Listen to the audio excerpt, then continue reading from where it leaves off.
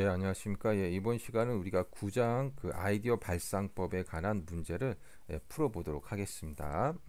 먼저 1번부터 볼까요?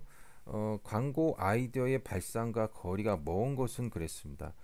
보기 1번을 보니까 아이디어 발상의 목적과 의도가 추상적이어야 된다. 추상적이면 안 되죠. 예, 그래서 이제 보기 1번이 이제 틀렸습니다. 여기 써놨듯이 발상의 목적이나 의도를 우리가 이제 명확하게 설정을 해야 된다라는 겁니다. 그 다음에 이제 2번 같은 경우도 우리가 광고 아이디어를 갖다가 내면 그 아이디어를 통해서 제품이 잘 팔리게 된다라는 그런 어떤 가시적인 성과로 나타날 수 있어야 되겠죠. 예, 아이디어라고 해서 다 좋은 건 아닙니다. 기발한 아이디어이긴 하지만 그것이 제품 판매하고 연결이 안 된다면 그거는 광고 아이디어로서 좋은 건 아닙니다. 자, 근데 3번 키워드나 키 비주얼들이 독창적. 그럼 당연히 독창적이어야죠. 예. 이건 당연한 거고 4번 표현의 컨셉은 단순하고 간결하고 힘이 있어야 된다. 이런 이야기입니다. 그래서 초코파이는 정입니다. 단순하잖아요. 간결하잖아요. 그래서 아까 전에 설명드렸듯이 우리가 어떤 내용들을 갖다가 요약할 수 있고 그런 요약한 것을 강력하게 표현할 수 있는 능력이 좀 있어야 된다라고 볼 수가 있겠습니다. 자, 5번 표현 의도가 쉽게 수용될 수 있어야 됩니다. 뭐 소비자들 저거 뭐야? 저건 뭐 저런 게 있어? 뭐 이런 식으로 수용하기가 어렵다면은 이제 문제가 있는 거겠죠. 예, 그래서 문제 1번의 답은 보기 1번이라고 볼 수가 있겠습니다.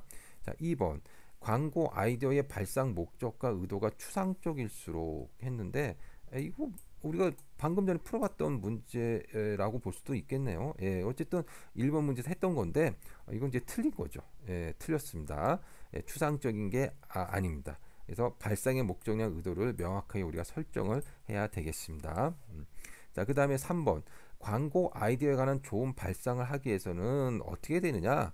예, 그래서 이거는 이제 맞는 이야기입니다. 예, 당연히 맞는 이야기인데 보시면 우리가 그 수업 시간에 그 이런 영상을 본 적이 있죠.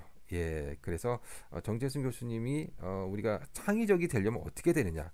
바로 다양한 분야의 정보를 많이 아는 것이 중요하다라고 이렇게 이야기했던 영상이었습니다. 어쨌든 우리가 이제 광고 아이디어를 갖다가 창의적인 아이디어를 많이 내려면 어떻게 해야 되느냐? 다양한 자료를 정보화하고 습득해야 된다라는 겁니다. 그리고 비판적인 사고방식에서 즉 아이 그건 안 돼. 아이 그 말이 돼. 그게 아니야.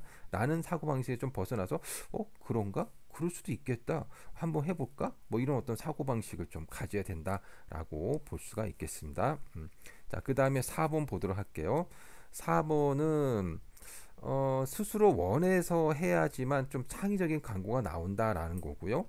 그 다음에 창의성은 좀 후천적이다 이런 이야기를 하고 있는데요. 이거는 후천적인 특성이라고 하기보다는 선천적인 특성이다 이렇게 이야기했네요. 예, 선천적인 특성은 아닙니다. 예. 이제 우리가 창의적이라고 하는 것은 아까 전에도 말씀드렸듯이 주변에 많은 정보를 갖다 습득을 함으로 인해 가지고요 우리가 창의적인 사람으로 될 수가 있거든요. 예, 그래서 후천적인 특성이라고 볼 수가 있고요. 그 다음에 남이 시켜서 하기보다는 스스로 원해서 해야만 좀 이제 창의적인 아이디어가 나오기가 좀 쉽다라고 볼 수가 있겠습니다. 자, 그 다음에 5번을 볼게요.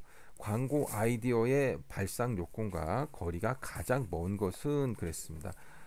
보기 1번 보니까 광고를 통하여 인지도나 선호도를 높일 수 있다.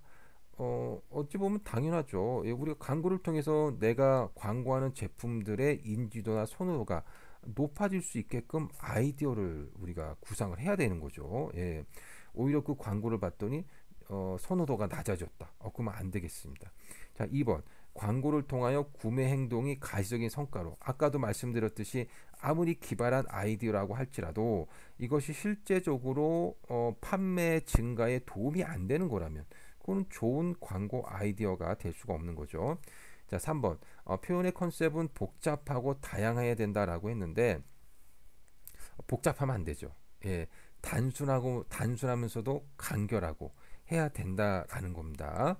그래서 3번이 이제 좀 틀린 표현입니다. 예, 가장 거리가 먼 것이라고 볼 수가 있겠죠. 근데 4번 키워드나 키 비주얼 등이 충격적이고 독창적이어야 된다. 우리가 크리에이티브의 요건 중에 바로 들어가는 게 바로 충격적이면서도 독창적이 된다라는 그런 부분들이 있었습니다. 이것도 맞는 이야기입니다. 5번 광고 전략에서 원하는 방향으로 목표 고객의 감정을 변화시킬 수 있어야 됩니다. 예, 뭐 아무리 좋은 광고라고 해도 고객을 변화시킬 수 없다면 이건 좋은 광고가 아니죠. 아니 그러니까 어쨌든 고객의 그 감정을 변화시킬 수 없는 광고라면 이건 좋은 광고가 아닙니다. 그래서 좋은 광고라고 이야기할 수도 없고 뭐 예를 들어서 뭐 열심히 만든 광고다. 너무 좀 이제 그 잘 만든 광고다. 또 돈을 많이 쏟아부어서 만든 광고다라고 해도 그것이 고객의 감정을 변화시킬 수 없다면 이것은 좋은 광고라고 볼 수가 없는 거죠. 예. 자, 어쨌든 5번의 답은 3번이 되겠고요. 그 다음에 6번. 요거 보니까는 브레인스토밍입니다. 브레인스토밍인데 브레인스토밍의 두 가지 특징이 있죠. 뭐냐면은 바로 타인의 의견을 비판하지 말아야 된다라는 겁니다. 예, 비판하지 않고 자유스럽게 해야 된다라는 거죠. 예. 그래서 남의 그 말하는 걸 갖다가 막 비판하거나 그러면은 이제 그 의견을 이야기할 때 좀 위축될 수가 있으니까 절대 비판하면 안 되고 누구라도 자유스럽게 이제 토론을 해야 된다라고 보실 수가 있겠습니다. 자, 그래서 요것이 바로 이제 브레인스토밍이고요. 이 그림은 이제 브레인스토밍을 하는 그런 어떤 그림이라고 보실 수 있겠습니다. 자, 여기까지 우리가 구장에 대한 문제를 같이 한번 풀어봤습니다. 예, 여러분, 예, 수고하셨습니다.